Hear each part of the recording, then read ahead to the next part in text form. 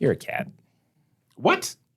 Something that's introverted but can be social at the right times. Something that has very strong opinions and a certain way of living, but also wants to adapt to the people it's close to. And you usually use the bathroom behind closed doors. So, Oh, man.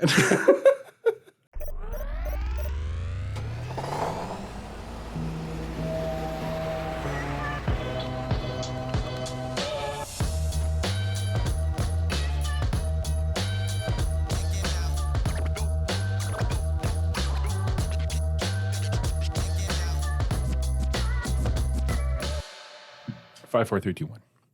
Welcome to Trucking Forward, a podcast where two former engineers, we used to be former engineers, one former engineer and one reformed engineer. One in rehab. Sit down and talk about autonomous trucking. My name's Tim. My name's Adam.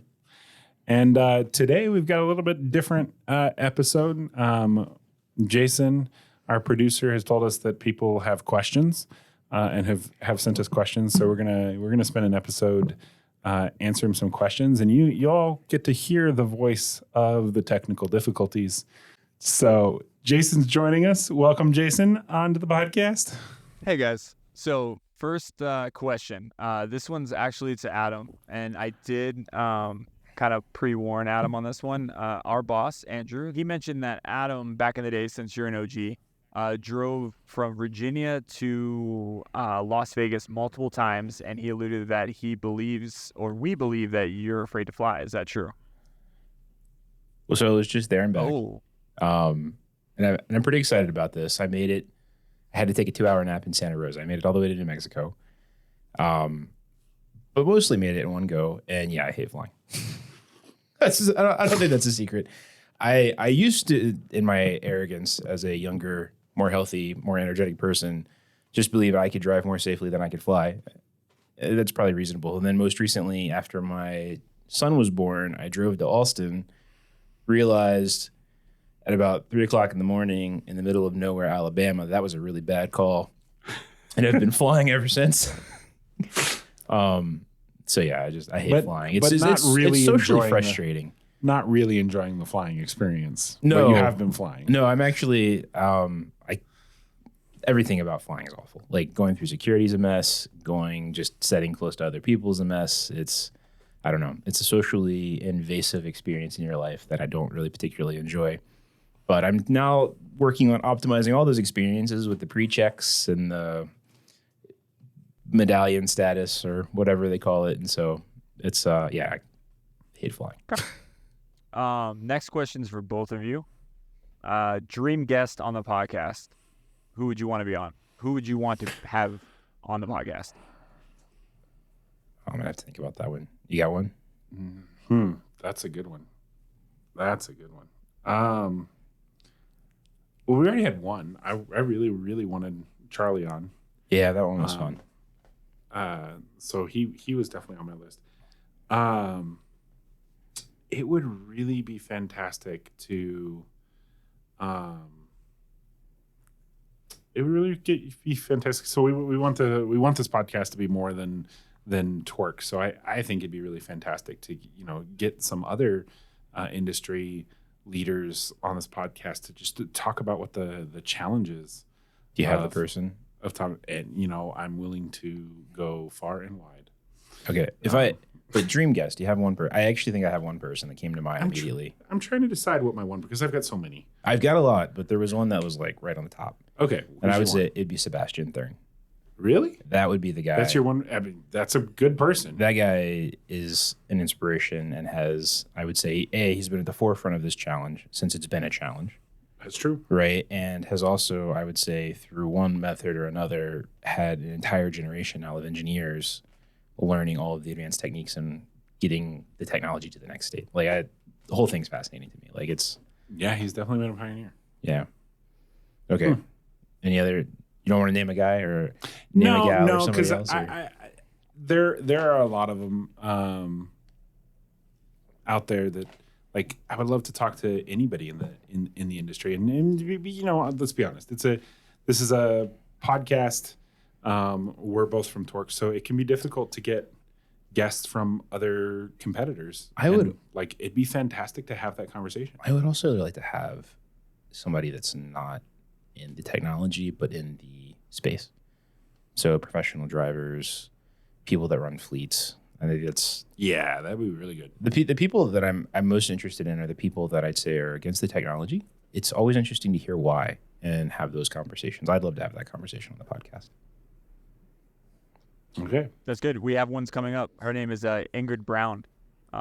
She's really That's she's really exciting. big on social, but she's like an advocate for it.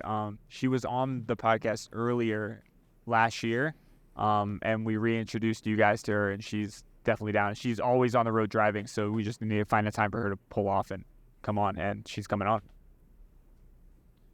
That's awesome. I'm jazzed. All right, so another one kind of on the same note. Adam, is it true that you have your CDL and Walter trained you?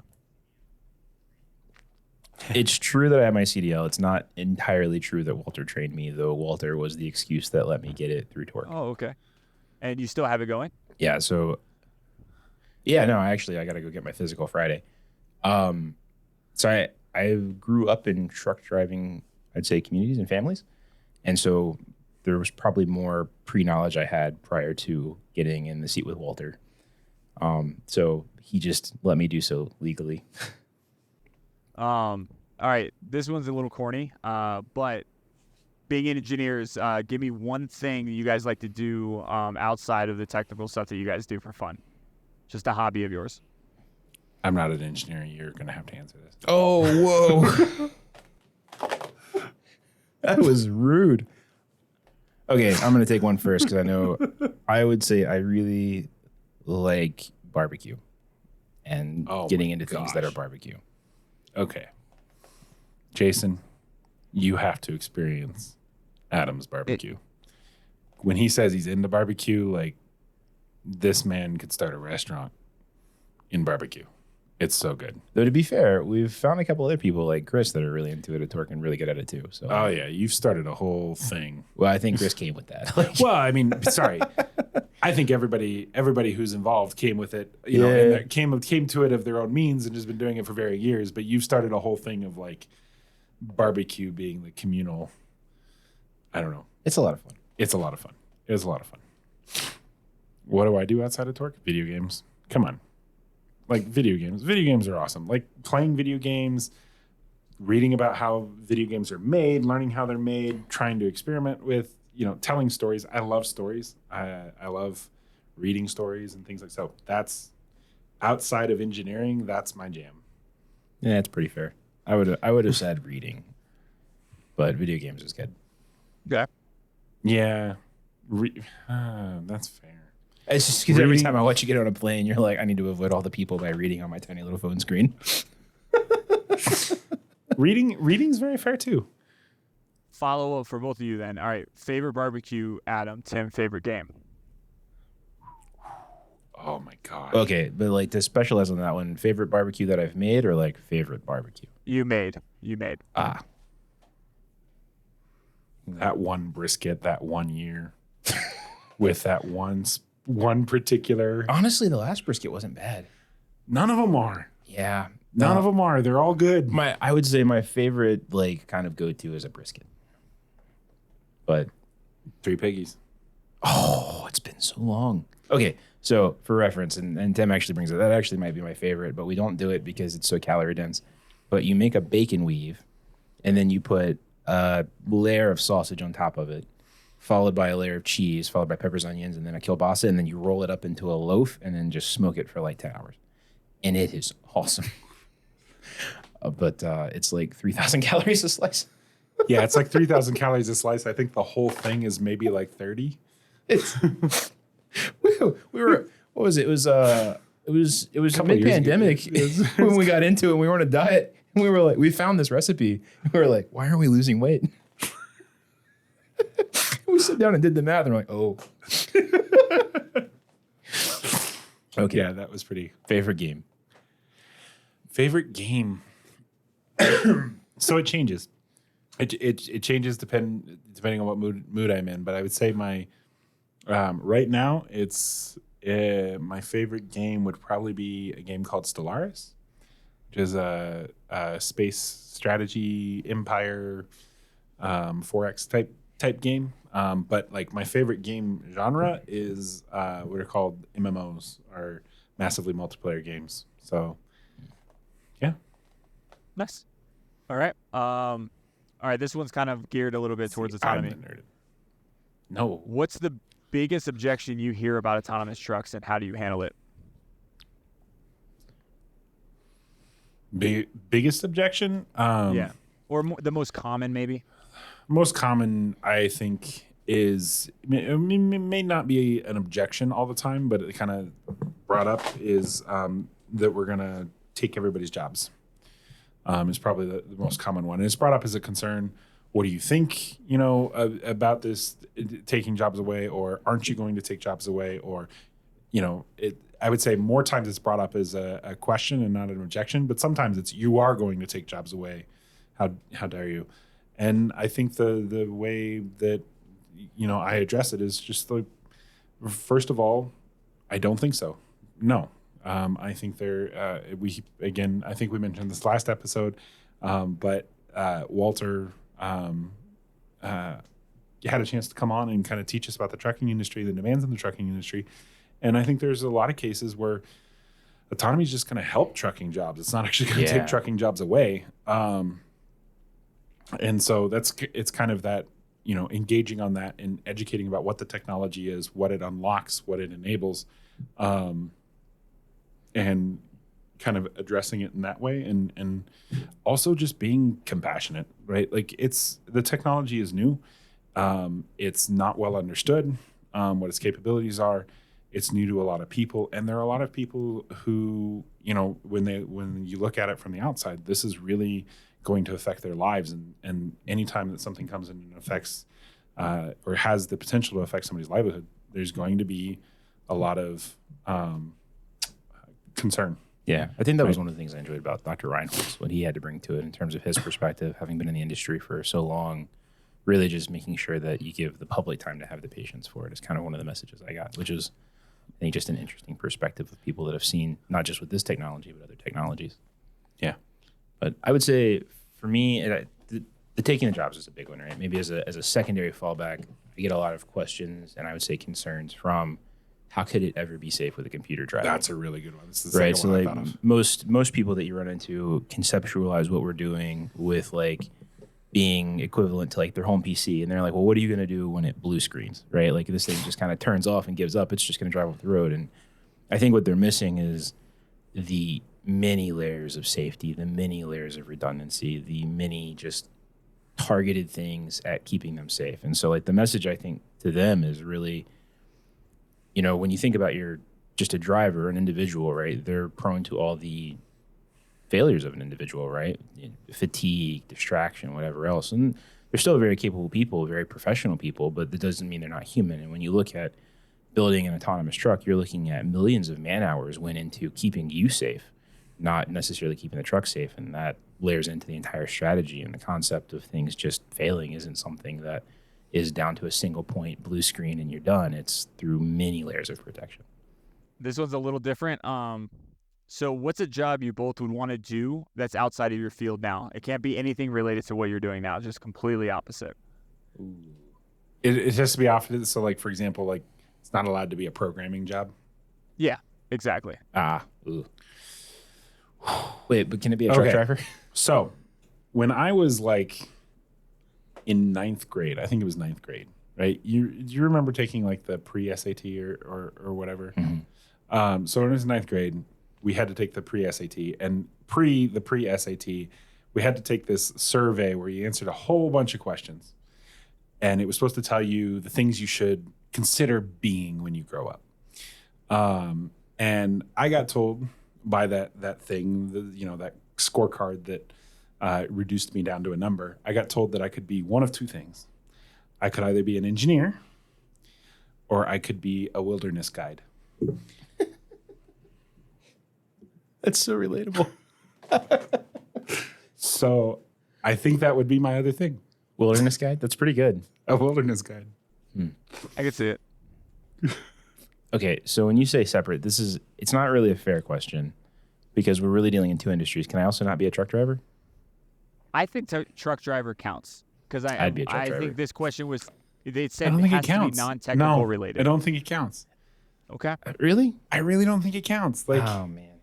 you already have a CDL. No, hey, well, hear me out. I would not be a truck driver in the U.S. I would be one of the guys like coming out of mine sites and things like that in the middle of nowhere, where if you break down, it's like a 50-mile hike to the next water. How about that? Okay, I'll give it to you. I still think you caught that a little bit, but I'll give it to you. Okay. Well, yeah, they're all versions of truck driver. I'd want to do like truck driving in the Arctic. That's why I'm letting you off the hook. I know how passionate you are. You probably haven't conceptualized another job that you could do. It was either engineering or truck driving. Independently wealthy isn't really a job. Okay. 3 more questions. This one's for Adam. This is definitely has to be from someone from Torc. You started with Torc early on, and you've gone through a ton of changes during that time. What's the biggest difference or the biggest change you've seen from the early days till now? You know, that's a really good question. I actually had that conversation today. For me, I would say formalization of boundaries. So when I started at Torc, it was I think I was employee 36, something like that. And, you know, when you come in, you meet everybody that day, you know exactly what they do. You walk around the building and then you get to work. And the culture in a startup is one, and just a company that size is one of like when something needs to get done, you need to actually go make sure it happens, right? And oftentimes that means you inherit some responsibility or you help somebody else out that may not have the capacity to get to it, et cetera. And what's interesting about working at Torc now is that really being effective is making other people effective and not crossing those boundaries intentionally. And it's just a different way of working, right? And you see that when we pull people in from smaller companies into bigger companies, like where they really struggle is how do you operate in that environment and be effective, but also be comfortable with not doing everything. So I think that would probably be for me the biggest obvious change. I call that trust. It's trust, yeah. Well, it's interesting because you trust. It's a different trust, right? Like we still trusted everybody. I mean, when you look at like the on-road projects and things like that, it was a pile of trust. It's just more that you're trusting them to go get it done no matter what, versus trusting that you can hand off a task and it will be done. I think is kind of the distinction. Yeah, you're trusting.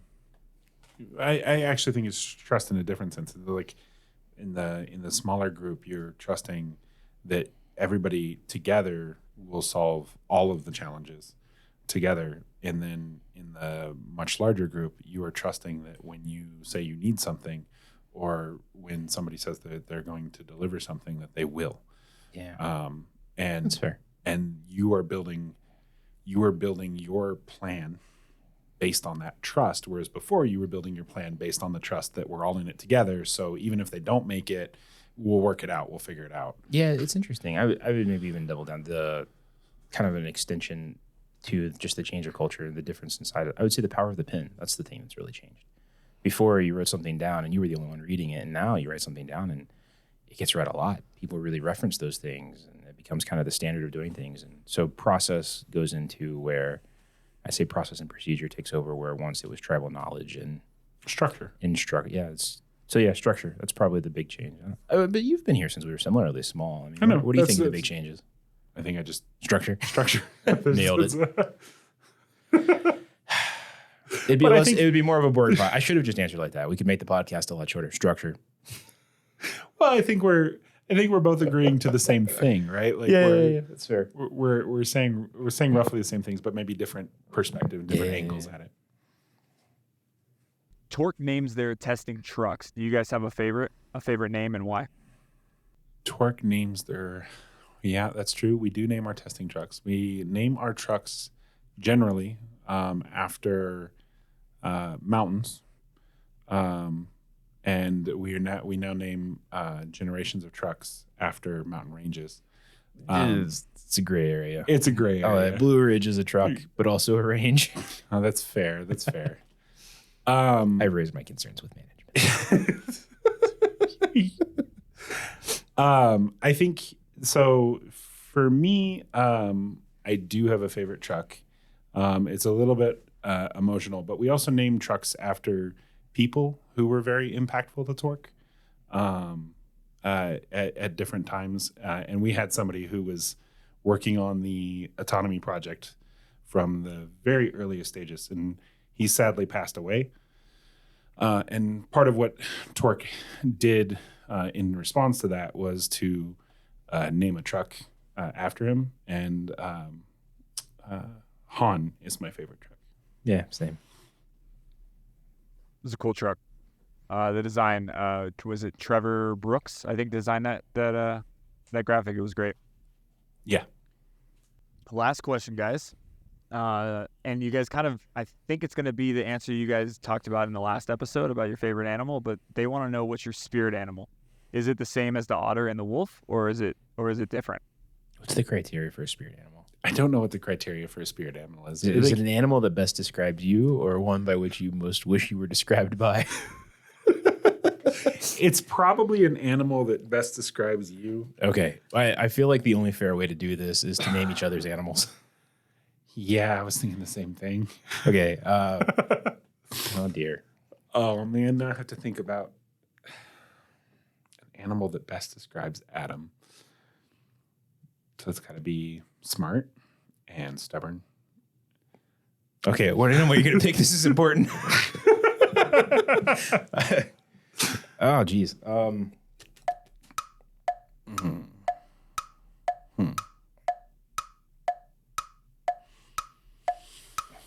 That's hard. I hope he edits out the silence.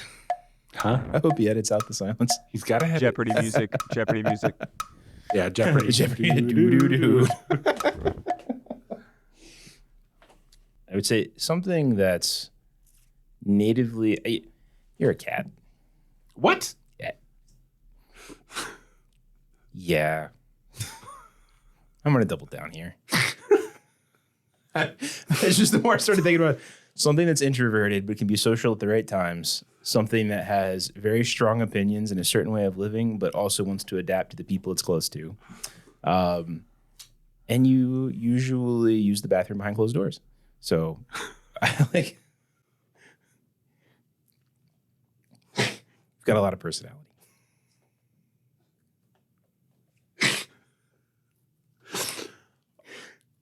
Oh, man. Good luck following up with that one. Plus, I feel like Caroline's a cat person, which really reinforces my analogy, right? So,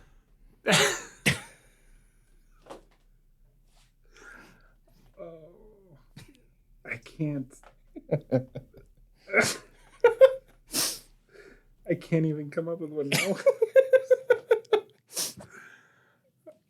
Oh, okay. Adam's spirit animal. Let's see. What would your spirit animal be? Because it can't be cat. It can't just do dog. I feel like you can make any of those fits. Like, what really is your spirit animal? It's maybe like a bear, but not like a good bear. Not like a brown bear. Like or one of a those black pandas bear. that just laying around. Not a panda. No, you definitely don't. You don't lay around. You work you work your butt off. Right. So That's true. I'm actively interested in the procreation of the species, which pretty much tunes out pandas. Yeah, like panda. The connotation would be like you just don't want to do anything. You'll always be doing something. One of the speckled bears. I actually think you're like a raccoon. I'll take it. Trash panda. Love it. Yeah, trash panda. You're resourceful. You get into shit. You're persistent. You can't be driven away. And I usually only show up at night when nobody's around. And you usually won't show up at night when nobody's around. Yeah. That's fair. I like it. That's a good ending one, I think. Yeah. I'm sorry. I feel like raccoon's cooler than cat. I'll give it some thought. We can revisit this in a future episode. Much more likely to have rabies.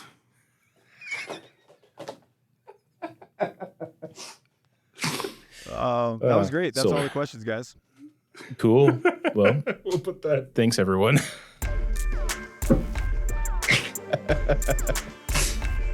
Oh my God. love that episode's going to end with much more likely to have rabies. And this has been Trucking Forward with Tim and Adam. We appreciate you listening. Please subscribe to us where you listen to your podcast, or you can look for us on torc.ai. Bye. Bye-bye. Bye-bye. Bye. Yeah, there we got better.